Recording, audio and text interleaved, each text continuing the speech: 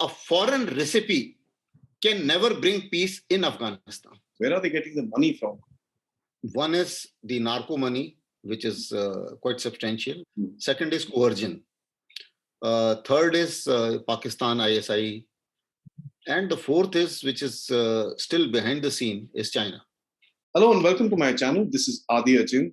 Today I am privileged to be joined by Major General Shashi Bhushan Asthana, who after about a 40-year-long career in the Indian Army, retiring as the Director General of the Infantry, today is a strategic expert who's a writer as well as a commentator in many publications as well as news programs.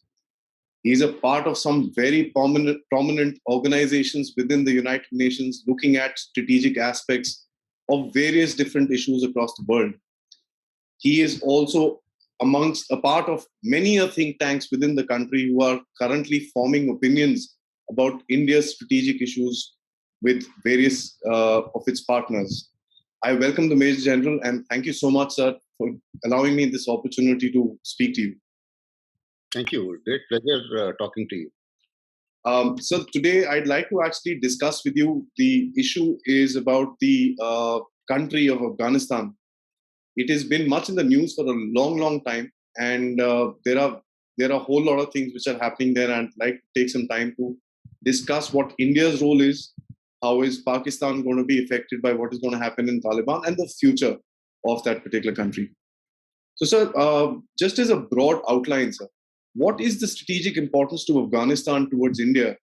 I mainly ask this question because is it really just Pakistan-centric, or is there more to the story? There's much more to the story and much more to the significance of Afghanistan. If you see the location of Afghanistan, that itself says it's a very important, critical, strategic space. And it has become a little more important now in terms of China factor also, with the US having perhaps lost the stamina of a 20-year-long struggle and long war. So therefore, there are many dimensions to it. Now, first is the location part of it. If you recall, India was a neighbor of Afghanistan at a point of time, because Yes. Before independence, we were neighbors. Even subsequently, so long Pakistan did not give Sakshgam Valley to China. There is supposed to be a 20-odd kilometers of corridor where we had a land border with Afghanistan and China had no border with Pakistan. So that is the significance of that corridor. Now, unfortunately, it happened in the manner in which it happened. But notwithstanding that, we claim the POK and the Gilgit-Baltistan and Sakshgam Valley as it was inherited by us from Maharaja Hari Singh. So therefore, Afghanistan is our neighbor. The second thing is that we need to interact and do business with Central Asian Republic. And if we cannot get through China or Pakistan, the only way we can get through is through Chabahar and through Afghanistan. For Central Asian Republic also, the shortest route to warm water is via Afghanistan, Iran. And if we take out a little bit of, if we go slightly to the left in the map, we will find that international north-south transport corridor that also could be a link to Afghanistan and connect to some of the countries of Central Asian Republic. So that is as far as the significance is concerned. Then Afghanistan has tremendous amount of resources, especially in terms of rare earth, which are being eyed by China. The third thing which impacts us directly is that it is becoming a conglomeration of a large number of terror groups, which not only affect everybody else, but they affect India as well. We have some diaspora, we have Hindu minorities also there. Yes. They are getting affected and targeted every day. On paper, it is by ISIS, but on ground, the Pakistanis are behind everything. As per UN calculation, there are more than about 6,000 odd Pakistani terrorists floating around in Afghanistan. Now, coming around as to the significance part of it, you see that US entered Afghanistan with one war aim, and that was that no terror group should become strong to hit their mainland again after Al Qaeda. That was at the back of the mind. Now you have Haqqani network still is going strong. You have Al Qaeda still in place, kind courtesies, Pakistan. You also have ISIS, which got dissipated after they were defeated in Syria and Iraq. But then they automatically went into Afghanistan, so some of them. And now there are certain groups which are affecting India directly, like ISKP. Yes. It has got an Indian link. Similarly, the Al Qaeda, AQIS, Al Qaeda in South Asia. They also are looking at Kashmir. Although Taliban per se does not look at Kashmir. They don't have an interest in Kashmir. But the fact is that all these terror groups, they share information, they share technology, they share finances, they share training, and therefore they all are by and large the same. So therefore terrorism there and is also a big concern for India. But most important thing is the connectivity and the bonhomie which we have earned there, in addition to the strategic space. Because if they are not there, then what happens is you take Iraq, you start from Syria, Iraq, Afghanistan, Pakistan, the whole bed is flooded with terrorists. And this will become a breeding ground of terrorism in a manner that the whole world put together will find it very difficult to eradicate it. Yes. So that is where I think we have major concerns. So it's not only Pakistan-centric, although Pakistan is a stakeholder. Is a big part of it, right, sir? I think it's very interesting when you say that the model and what did the US wanted to do in Afghanistan, their whole purpose of why they entered that place, and today, which we see an unending war in Afghanistan, sir. They are threatening to come out. But what do you think was the role of India and its agencies or its armed forces or any other part of the country during the war in Afghanistan, sir? See, as far as India is concerned, we follow that it should be Afghan-owned and Afghan-governed democratic government. And they should have the say. So, we tried to build the institutions. We tried to do a fair amount of humanitarian work there, a fair amount of developmental work there, and we tried to build up the institutions as best as we could. In addition to that, we also tried to do the capacity building of their armed forces. It has been in terms of military hardware. We've given a lot to them. The helicopters were also given, and a whole lot of other military hardware has been given. Their training was also conducted. We conducted training of their officers. We conducted the training of their troops. We also have a fair amount of Afghanis studying here, yes, in India. So from all perspectives, India has been a big help to Afghanistan. And the best part is that India does not have an interest. India doesn't want to interfere into Afghanistan's internal affairs. I have been always saying and writing that a foreign recipe can never bring peace in Afghanistan. When US entered there, I said it that time as well, and even today I am repeating the same thing. Because a prescription by any foreign country will not bring peace there. It has to be an Afghan-owned dialogue which can bring peace there. So there has been problems, and there have been problems by proxies. Because let's say, hypothetically, at some point of time when the multinational forces actually went into Afghanistan, they had eliminated Taliban regime to a great extent. But it was Pakistan who gave them the shelter and was helpful in their rejuvenation again. So there are lessons learned. There are bitter lessons learned by US also, having lost almost about 2,000 plus soldiers.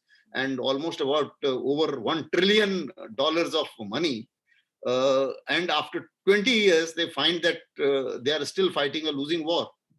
So, Taliban still controls more territory than what it was controlling when they entered. So, this is the situation which is not a very comfortable situation for the world as well as for India. So, you talk about the US involvement there.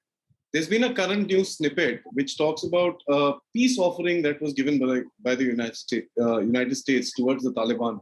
They also mentioned about getting the Taliban into the mainframe of the government and this and that. It seemed to be a little confusing to me. Would you mind if throwing a little light on this particular thing, sir? Yeah, I'll explain it. You see, after this prolonged war, US wants to get out from there. And at the same time, they also don't want to lose the strategic space, because the moment US moves out from there, China is waiting in the wings.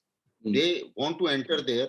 They also want to make the BRI a corridor there and connect it with Iran. They already have a deal of $400 billion with Iran. So there is a concern to be there or not to be there. The professionals, the military guys, they feel that they need to be there for a little more time. They also feel that Afghan security forces are not in a position to take on Taliban. So therefore, it may well happen that Taliban gets back to power. And then support to Al-Qaeda and all other, the basic aim will get defeated. That nobody should get stronger enough to hit the mainland. So what they have been doing was that in between, by their drones, you would have seen they killed almost the entire leadership of all these groups. Yes. And the next generation of leadership obviously keeps coming. But whoever became strong, they killed them. So that's the way they went about it. But now what happens is, if it is left at this point of time, there is a problem. So now US wants to leave, but they want a viable alternative. So now they were working on all kinds of alternatives. When the war was on, they approached India also that, will you like to get in? But that time, our stance was that particular intervention was not cleared by UN. And we were also not, so we had said that no, nothing, we will not enter unless it's a blueberry operation, unless it is a United Nations approved operation. So that was one part of it. The second thing is that with this peace deal, what US is trying is that let all the stakeholders in that region and all the neighbors in that region, let them take control of the situation there, and we should get out and we should be on a supportive role. Supportive role means that they would still like to leave some air assets there for the help of the Afghan National Security Forces. They would still like to continue training them and some other help which they can give. But at the same time, they want everybody else in, and this time they have also included the Indian name. Although our representative also participated in the peace deal reluctantly, because we were a little apprehensive of Taliban's agendas. Although when Taliban was in government, we did interact with them. There's no doubt about it. But the fact is, their agendas of the Islamic rule and the Sharia rule, that doesn't suit the democratic world of today. And therefore, we do have some reservations as far as their agendas are concerned. Sure. Now the question is, what they are trying is that, okay, in some manner, they gave adequate chances for the Afghan government and Taliban to talk it out with each other and work out a power sharing arrangement. Now that has not worked. US is getting frustrated because it's getting delayed. What Taliban is doing is that they are not killing people directly. They are not attacking US guys directly, but they help ISIS to do the same job. And with the result, what happens is US is losing from that angle as well.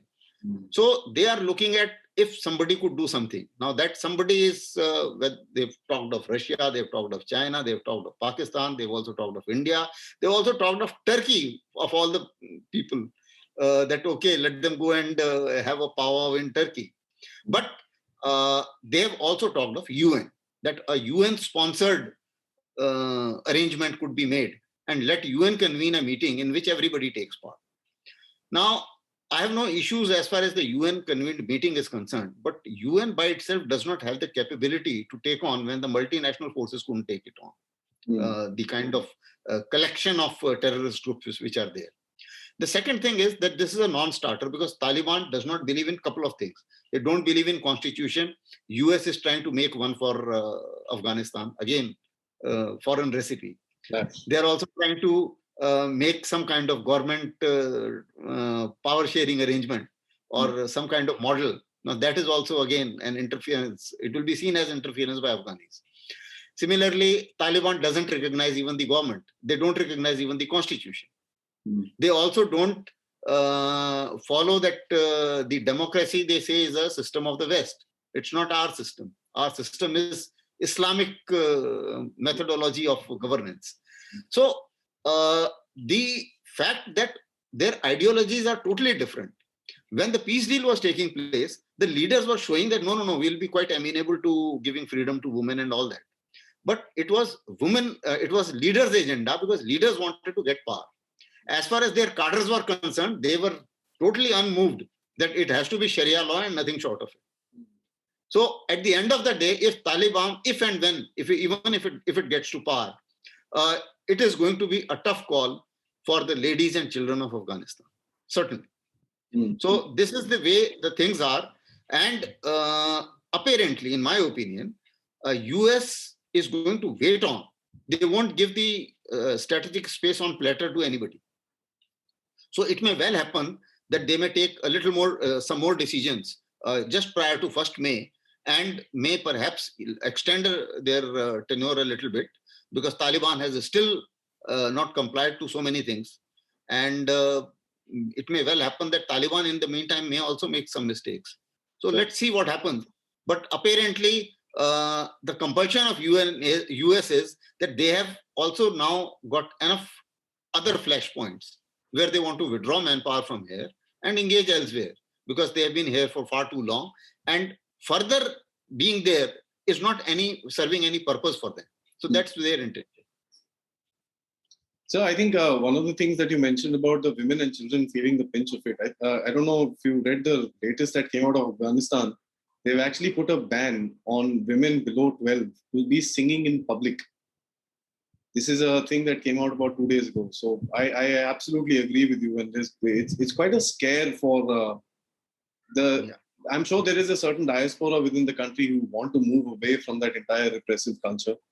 But certainly, there are activists who are working. Yes. There is a lady, I'm forgetting the name, who is a parliamentarian. Yes, sir. And she is working. She has been attacked twice. In fact, I put it on the Twitter the other day. She has been attacked twice.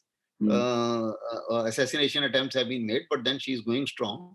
And same is the case with a number of other ladies who have broken the shackles and taken on jobs, like some drivers. Somebody was driving a truck the other day. So the question is, they do want to do, their cricket team is, the ladies cricket team is coming up. They want to look forward. They want to move ahead. The ladies folk, the educated folk, they want to move ahead.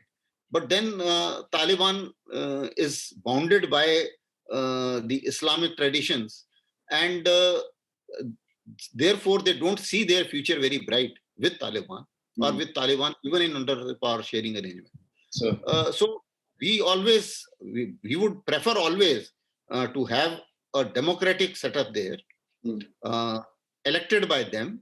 And what US is suggesting is a transitional arrangement wherein a power sharing could be done and elections could be held thereafter. But why I say that this proposal is non-starter, for the simple reason, because Taliban will not take part in elections because they know that they will never win as far when it comes to free and fair election. So they know that the power flows from the barrel of the gun, that they are used to that. And if they come to the power, they will perhaps encash their capability to create violence. And so far, they have been using violence as a trump card to negotiate with everybody. Yes. So militarily speaking, sir, the US being such a huge power, they defeated, the biggest powers of the time of the Second World War. They were a pain for the Russians to handle. They've had certain military achievements, if I may put it that way, after the Second World War as well, but a lot of disasters as well. What do you think went wrong for the United States in Afghanistan on a military aspect? Have they not been able to set up their priorities, or what is it?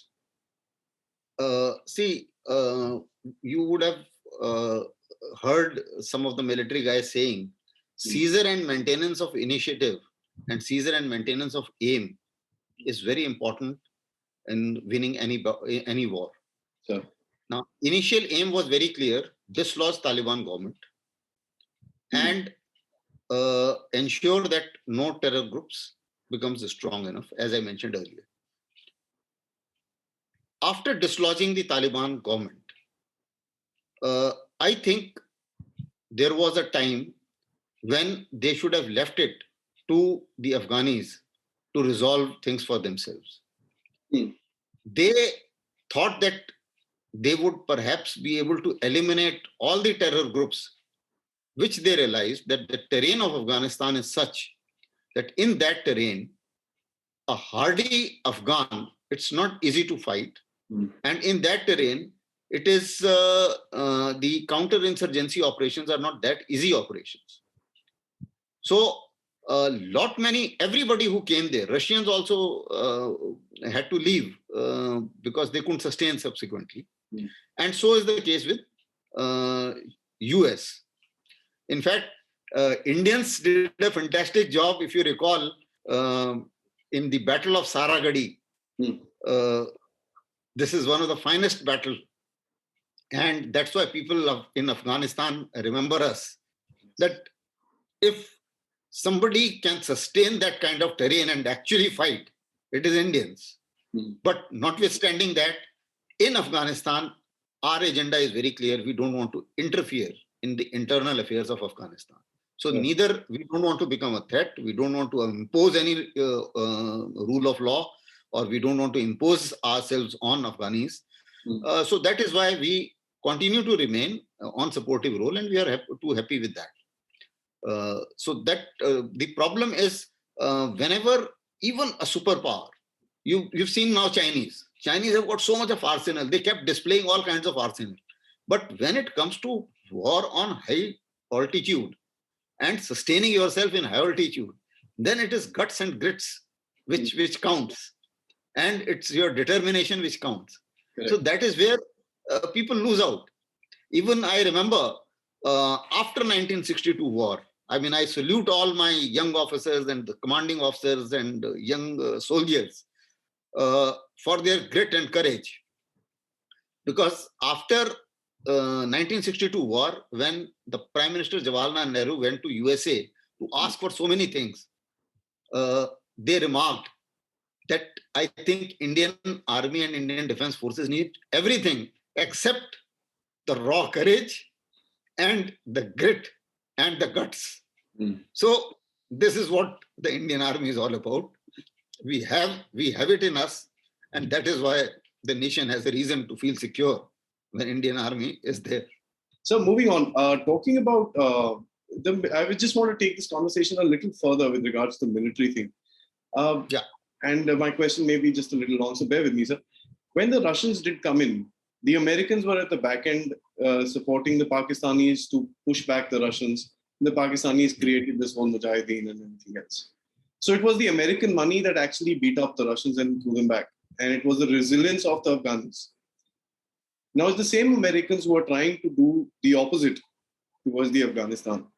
What is behind the Afghan resistance? Where are they getting their weapons from? Where are they getting the power of the resistance? Where are they getting the money from? Because to go on for 20 years, it really requires a backing. Who do you think that is?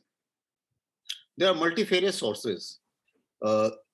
One is the narco money, which is quite substantial because there is a fair amount of production of the narco material in Afghanistan. So that is one part of it. Second is coercion. Third is Pakistan, ISI. And the fourth is, which is still behind the scene, is China. Because Chinese have struck a deal with them that won't trouble us in Xinjiang, don't support ETIM, we won't disturb you. And you can take money from us. And even subsequently, why they are investing on Taliban is that if subsequently, if they want to make a CPEC kind of, they want to make a link directly to Iran. And that will be another link other than the CPEC, because they know CPEC they will find it very difficult to sustain. Yes. For variety of reasons. I mean, today I will not discuss it because it's not part of today's discussion. So if they have to actually use that, then obviously all those terror groups need to be bought. By them, obviously you have to pay money. So they are using that money clout also to prevent or to reduce any resistance in Xinjiang by any terror groups.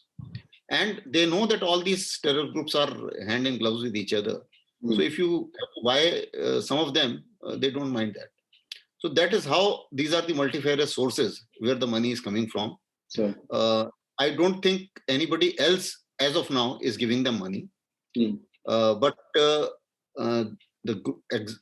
similarly, the existing groups, they have got linkages all over, whether it is ISIS, whether it is Al-Qaeda. Okay. And therefore, a fair amount of extortion outside Afghanistan is also taking place. So that also adds on to their kitty. So money is a fuel in insurgency or in terrorism. And this money, unless the money is choked, this will continue to flourish. And as of now, we don't see that money getting choked because even in Pakistan, although FATF has tried to put a lot of pressures, but the fact is that the major funding of these terror groups is again by narco money and again by hawala money. Now that money is not part of the actual financial system, and it's very difficult for FATF to trace that. So therefore, the business of these terror groups carries on as usual. So that is these are some of the sources. It's a deep, dark secret that people don't want to uncover or whatever. That's right. So in the next some time, now the US, I mean, you say that they're going to extend a little bit, but the presence of the United States itself has reduced quite drastically in Afghanistan. Unless and until Mr. Biden decides to increase its boots on the ground, then obviously the entire story will change. But looking at the Indian interests which are there in Afghanistan, which is billions and billions of dollars, and you said that the Taliban has a chance of getting into power, which obviously gives a lot of threat to the Indian establishment which is there. Do you see at any point of time Indian boots on the ground in Afghanistan, considering the US is still not fully decided what to do or is withdrawing? I don't see Indian boots on ground in Afghanistan for two reasons. One, I mentioned that we don't want to interfere in somebody's internal affairs. The second is militarily, if you see from the military analyst point of view, if you do not have the ground-based logistic system, and if you are only depending on the aero bridge to sustain your forces, then you have a weakness. A similar weakness was experienced by Pakistan when it was East Pakistan, because they were divided into two and they did not have a ground-based logistic system. And it was much easier for us to defeat them in East Pakistan and create and be able to get the independence of Bangladesh. So once you do not have a direct logistic chain, it becomes very difficult for sustenance of troops. And as of today, we do not have a vulnerability within the country. Our military forces, whether it is East or West, we can switch resources very easily. So we are quite secure, irrespective of what Chinese can say and what Chinese can try and what Pakistanis can try, we are quite secure. But if we get in there and if we have our forces there, then we will create a vulnerability which does not exist in terms of military resilience. So we do not want to create that vulnerability unnecessarily. So I think as of now, the best option for India is to create more capability of the Afghan forces and make them strong enough to take on the terror groups. Right. So I think that will give us a lot of respect as well, because the Afghanis, if I know anything about Pashtuns and Afghans, is that they work on respect, not on force. They don't work by the gun because they all carry the gun. They work on a certain amount of mutual respect. I think what you're suggesting is going to build up a lot of mutual respect between both, I won't say countries at the moment, but both one country and another area. So, as far as the tribes are concerned in Afghanistan, Taliban is probably the face of a few tribes. There are a lot many which are still hidden and pretty much living in their own peace, walking across into Tora Bora, walking across into Pakistan, streets of Peshawar, and we know the entire story. Yeah. What do you think will happen to those tribes? Because they're not going to let go of their arms. They probably will create another resistance movements against the Talibanis if the Taliban tries to liberalize a little bit or does anything of that say. Why I say this, sir? Because there was a good old saying when you were a child. If you're a naughty kid, they used to make you the monitor of the class. So when the Taliban will actually be back in power in today's world, do you think they're going to keep that same regressive mindset, or they will have to modify themselves a little bit? So looking at that, how will the tribes react? So these are two questions. Like you to. I'll take it one by one. Yes. Sir. Firstly, there is no doubt that there are a number of tribes in Afghanistan, and Hazaras have their own grievances, have own dynamics. Pashtuns have their own, and similarly there are others as well. A whole lot. Now, what happens is the various tribes are also looking at their space in the power structure. Now, in the power structure, in the current power structure, you would have seen that some adjustments were made, and some of them were adjusted accordingly. When a deal was stuck between Ashraf Ghani and the Abdullah. Yes. So that in that power structure also they had included somebody, some of these tribes. But when it comes to Taliban, coming on to the second question, yes. When they came to power, they did moderate to some extent. Yes. Towards other tribes. And there's another thing which happened during Taliban rule, that Talibans are also patriot Afghanis. Nationalism. For the reason, nationalism, the spirit of nationalism in Afghanis is there. And that is why, despite Pakistan giving all the help to them, Taliban never made a compromise on Durand Line with Pakistan. They did not let Pakistan have their way as far as Durand Line is concerned.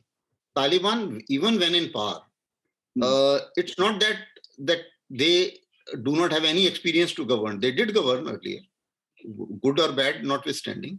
Yes. But the problem is that the ladies, children, democracy, free voice, free press, all these things will vanish. There are constraints on that. But as far as the other tribes are concerned, they will have to make adjustment. Otherwise, they will also face a similar problem of being attacked almost on a daily basis. They may also have to perhaps give some concessions to other groups, whether it is Haqqani network or it is ISIS or it is Al-Qaeda or others. And there was in between an unhealthy competition of resources between all these groups in between. But then they made certain adjustments because all of them are flourishing and coexisting. So that means a fair amount of adjustments have been made. So such kind of arrangements perhaps will come through. And if they don't, then what is going to happen is that various parts of Afghanistan will be governed by, officially or unofficially, by various tribes, wherever they are dominant. And even now, that is what is happening. In certain pockets, ISIS is in the lead. Certain pockets, Al-Qaeda is on the lead. Certain pockets, Taliban is on the lead. And certain areas, the Afghan government is governing. So this model is existing. And and Afghanistan has lived with this model for quite some time. I do not see much change unless inclusive Taliban in a new avatar appears. And then it may be a slightly different issue. But I don't see that happening. But at the same time, I think the best for everybody all over the world, the best situation for a durable peace in Afghanistan, which also impacts the global peace, is that the elected government must be boosted and given all the capacities to be able to govern. Mm. And people who can't even get elected, why should they be on the driving seat? I mean, that's what a basic question is for any, shall we say, any sane mind, that somebody who can't win the election, who only wants to be in power by the barrel of the gun, why should he be in power in a modern society? Correct. So that is something which the whole world will have to perhaps make efforts according. I think that this whole answer that you gave is quite an eye opener to all. I mean, to whoever's going to listen to, because there has always been a lingering doubt in my mind as to what is going to happen to the segmented society of that country, because it's not just one unit. It's not like Iraq, which has probably two segments, the north and the south, which have two different ethnicities altogether. Here, the ethnicities range from Pashtuns to a whole lot of different things. So I have a last question, and I'm sorry for taking a little long, but this is with regards our ever-friendly neighbor, Pakistan. So looking at the Pakistanis poking their nose into this entire thing, not that the Pakistanis have much to give the Afghans in terms of any finances or any other support for that matter. Do you think with, let's just take a moment and question that the Taliban is, coming into power. Would you think that the Pakistanis would now change their deployment from the eastern borders to the western borders, looking at the fact that the infiltration is going to be much higher from Afghanistan? You can call them refugees or you can call it whatever you want to. And is the Pakistani establishment today secretly scared of the Taliban coming into power because it's going to destabilize their own region? I don't think that they are scared of Taliban coming into power, because they coexisted with Taliban earlier and they supported them when they were being thrown out of power. But notwithstanding that, they still have their reservations, and therefore their deployment always remained, and they have a very strong deployment on that area to prevent infiltration from Afghanistan. Okay. And to get all those communities inside, because those communities are certainly not friendly to Pakistan, especially the Pashtuns, because the adjoining area is Pashtun area. And TTP is certainly not friendly to Pakistan army. So the number of attacks which TTP has done on Pakistan army is quite phenomenal. Yes. But the converse is also true. Even Taliban is also equally apprehensive. They know that Pakistani terrorists are also entering Afghanistan. When it was about a move to satisfy FATF, a number of designated terrorists, they send them on vacation in Afghanistan. Wow. So that they are seen, they can claim deniability that no, they don't exist in Pakistan. So these are the kinds of games which Pakistanis are playing, and Taliban is aware. They are also masters of this game. So this is going to be a two-way affair. Both sides will be apprehensive of infiltration from either side. And when it comes to the terrorists, certainly a fair amount of ISIS is taking recruitment all over the world from wherever they can. And Pakistan is also one of the commodity, because the moment the economic index of Pakistan, which is as it is going down tremendously, the income of the terrorist, if it is lesser in Pakistan and more in ISIS, then he will switch side and he will get into ISIS. Because after all, terrorism is also an industry very well nurtured by Pakistan. And in that industry, those terrorists are certainly not loyal to them. They are loyal to the money, because this industry works on money. Thank you so much. I think this has been a wonderful discussion. And once again, I'd like to thank you for giving me this opportunity, a small YouTuber, an opportunity to understand various strategic issues that are going to come in front of India on the Western front, on the Western border. Looking at, I would call it an old neighbor. The Shasgam Valley, of course, is our area. And I would call Afghanistan an old neighbor, maybe a 20-kilometer or even a 2-kilometer border. It is an old neighbor of ours, and it is a concerning factor that the country is imploding.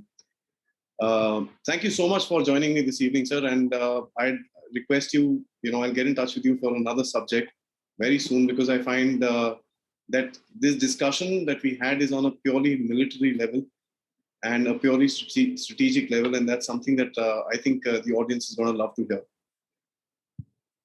Thank you very much, and look forward to be with you again. Thank you, sir. Thank you.